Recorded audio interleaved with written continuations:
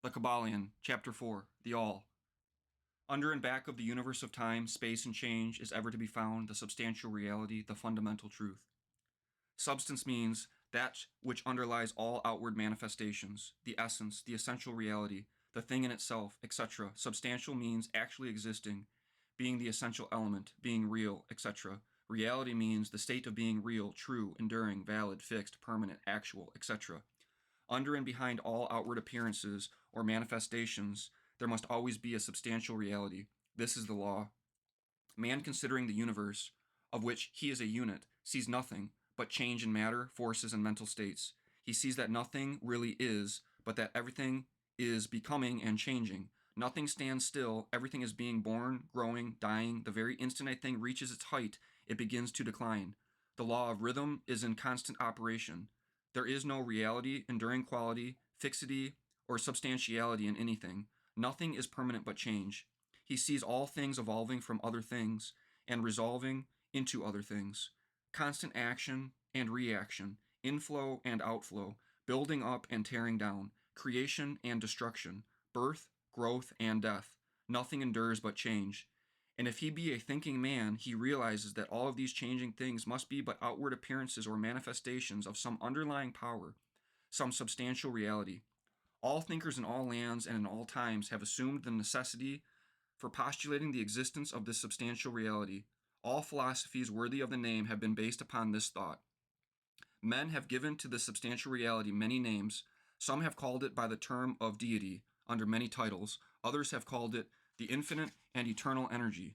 Others have tried to call it matter, but all have acknowledged its existence. It is self-evident, it needs no argument. In these lessons we have followed the example of some of the world's greatest thinkers, both ancient and modern, the Hermetic masters, and have called this underlying power, this substantial reality, by the Hermetic name of the All, which term we consider the most comprehensive of the many terms applied by man to that which transcends names and terms. We accept and teach the view of the great Hermetic thinkers of all times, as well as of those illumined souls who have reached higher planes of being, both of whom assert that the inner nature of the All is unknowable. This must be so, for naught by the All itself can comprehend its own nature and being. The Hermetists believe and teach that the All in itself is and must ever be unknowable. They regard all the theories, guesses, and speculations of the theologians and metaphysicians regarding the inner nature of the All as but the childish efforts of mortal minds to grasp the secret of the infinite. Such efforts have always failed and will always fail from the very nature of the task. One pursuing such inquiries travels around and around in the labyrinth of thought until he is lost to all the sane reasoning, action, or conduct, and is utterly unfitted for the work of life. He is like the squirrel which frantically runs around and around the circling treadmill wheel of his cage, traveling ever and yet reaching nowhere, at the end a prisoner still, and standing just where he started. And still more presumptuous are those who attempt to ascribe the All the personality, qualities, properties, characteristics, and attributes of themselves, ascribing to the All the human emotions, feelings, and characteristics, even down to the pettiest qualities of mankind, such as jealousy, susceptibility to flattery and praise, desire for offerings and worship, and all the other survivals from the days of the childhood of the race. Such ideas are not worthy of grown men and women and are rapidly being discarded. At this point, it may be proper for me to state that we make a distinction between religion and theology, between philosophy and metaphysics.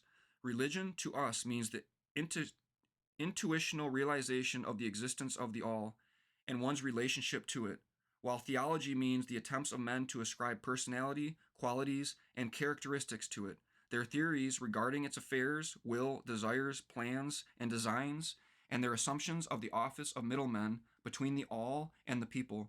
Philosophy, to us, means the inquiry after knowledge of things knowable and thinkable, while metaphysics means the attempt to carry the inquiry over and beyond the boundaries and into regions unknowable and unthinkable, and with the same tendency as that of theology. And consequently, both religion and philosophy mean to us things having roots in reality, while theology and metaphysics seem like broken reeds, rooted in the quicksands of ignorance, and affording naught but the most insecure support for the mind or soul of man. We do not insist upon our students accepting these definitions. We mention them merely to show our position. At any rate, you shall hear very little about theology and metaphysics in these lessons. But while the essential nature of the all is unknowable, there are certain truths connected with its existence, which the human mind finds itself compelled to accept, and an examination of these reports form a proper subject of inquiry, particularly as they agree with the reports of the illumined on higher planes, and to this inquiry we now invite you. That which is the fundamental truth, the substantial reality, is beyond true naming, but the wise men call it the all. In its essence, the all is unknowable, but the report of reason must be hospitably received and treated with respect.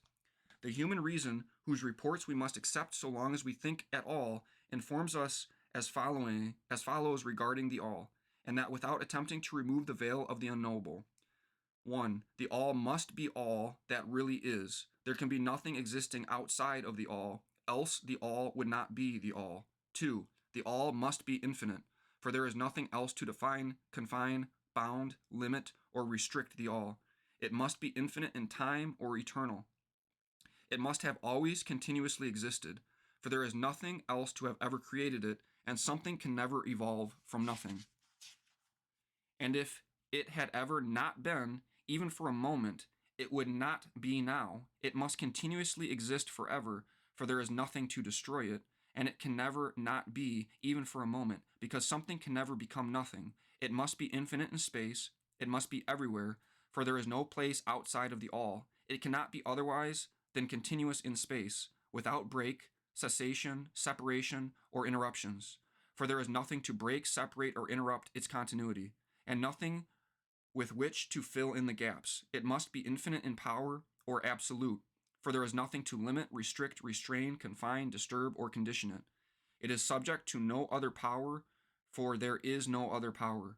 3. The all must be immutable, or not subject to change in its real nature, for there is nothing to work changes upon it, nothing into which it could change, nor from which it could have changed. It cannot be added to, nor subtracted from, increased, nor diminished, nor become greater or lesser in any respect whatsoever. It must have always been, and must always remain, just what it is now, the all. There has never been, is not now, and never will be anything else into which it can change. The all being infinite, absolute, eternal, and unchangeable, it must follow that anything finite, changeable, fleeting, and conditional cannot be the all. And as there is nothing outside of the all in reality, then any and all such finite things must be as nothing in reality. Now, do not become befogged nor frightened.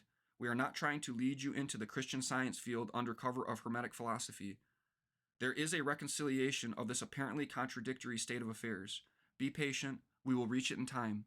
We see around us that which is called matter, which forms the physical foundation for all forms. Is the all merely matter? Not at all. Matter cannot manifest life or mind, and as life and mind are manifested in this universe, the all cannot be matter. For nothing rises higher than its own source. Nothing is ever manifested in an effect that is not in the cause. Nothing is evolved as a consequent that is not involved as an antecedent. And then modern science informs us that there is really no such thing as matter. That what we call matter is merely interrupted energy or force, that is, energy or force at a low rate of vibration. As a recent writer has said, matter has melted into mystery. Even material science has abandoned the theory of matter and now rests on the basis of energy. Then is the all mere energy or force? Not energy or force as the materialists use the terms, for their energy and force are blind, mechanical things devoid of life or mind. Life and mind can never evolve from blind energy or force, for the reason given a moment ago. Nothing can rise higher than its source. Nothing is evolved unless it is involved. Nothing manifests in the effect unless it is in the cause. And so the all cannot be mere energy or force, for if it were, then there would be no such things as life and mind in existence. And we know better than that, for we are alive and using mind to consider this very question, and so are those who claim that energy or force is everything. What is there then higher than matter or energy that we know to be existent in the universe? Life and mind. Life and mind in all their varying degrees of unfoldment. Then you ask, do you mean to tell us that the all is life and mind? Yes and no is our answer. If you mean life and mind as we poor petty mortals know them, we say no. The all is not that. But what kind of life and mind do you mean, you ask? The answer is living mind, as far above that which mortals know by those words, as life and mind are higher than mechanical forces or matter. Infinite living mind as compared to finite life and mind. We mean that which the illumined souls mean when they reverently pronounce the word spirit. The all is infinite living mind. The illumined call it spirit.